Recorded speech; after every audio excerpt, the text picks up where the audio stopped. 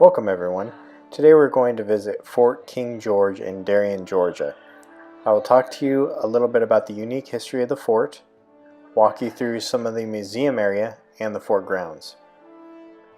As you walk into the visitor center, a state of Georgia ranger will greet you. The fort's site is on the National Historic Register. It was established in 1721, and while never seeing battle, it lived a very tragic and short existence. After you pay your $7.50, you can then walk down this hallway to the museum area or to the theater room. The theater room has a self-serve video presentation that is about 10 minutes in length.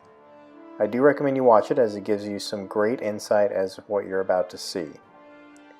The museum is simple but has many interesting artifacts, such as a last will and testament from the 1600s, old bloodletting instruments, and a general history of the area from the Native Americans to the British to the Georgia colonists.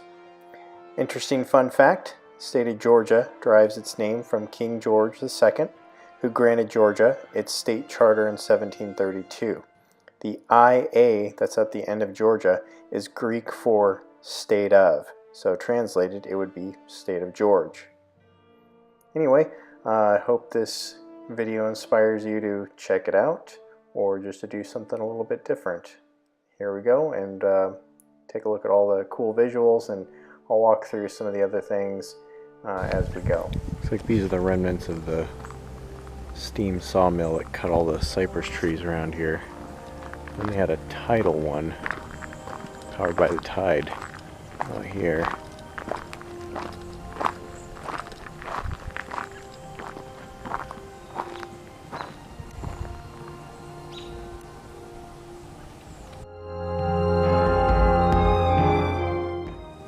Apparently the way they designed this fort is they built this moat which uses the swamp muck.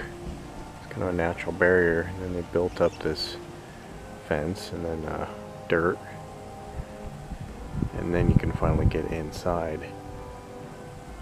But the little holes are for muskets, the big ones are for cannons, and then the very top part there, that's for viewing, observation.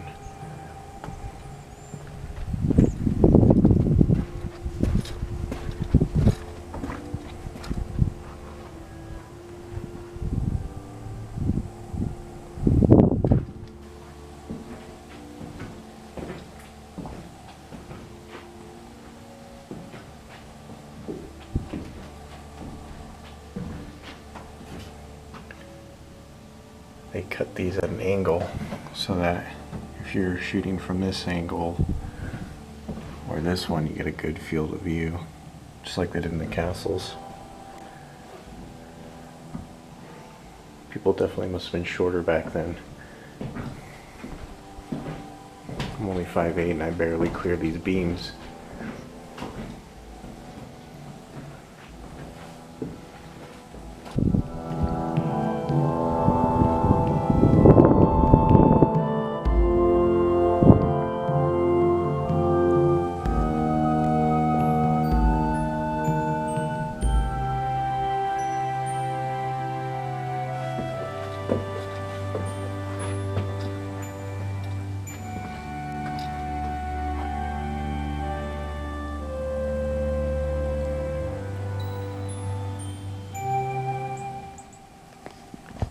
Old bunkhouse.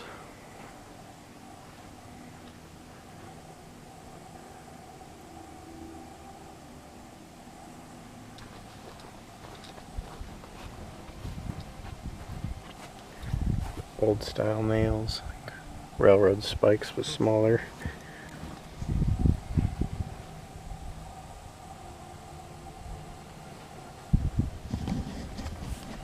The original tiny house. Here I am kind of in the square. Got all these little buildings.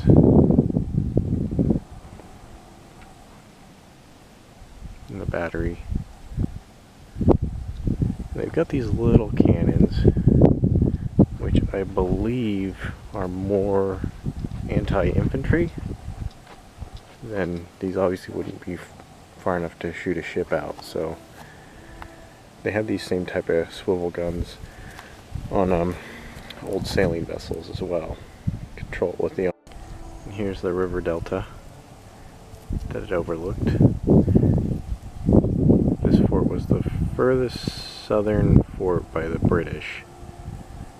Apparently it was an area of contention. While it was never directly attacked, Spaniards in Florida, French in Louisiana, they all wanted this place for strategic value, but they never attacked it.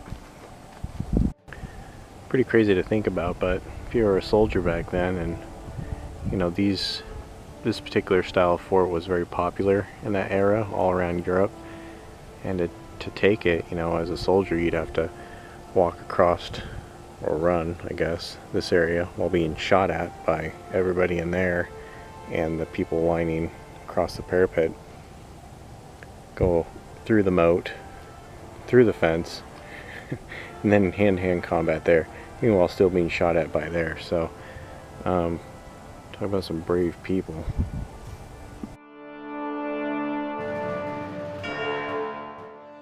Okay, I'm going to just give you my final thoughts about the Fort King George here in Darien, Georgia. Well worth it. It's $7.50 to get in. You could spend easy couple hours in there if you wanted to, reading all the signs and learning all the history. There's a little museum in there. There's a theater that has a 10-minute video. There's a nature walk, and there's also, of course, the fort itself. So lots of cool stuff to see. If you like history, definitely recommend checking it out. Or if you like nature, it actually has some really cool marshland that you can check out and see too. So overall, real good. If you're in the area, it's worth a stop over.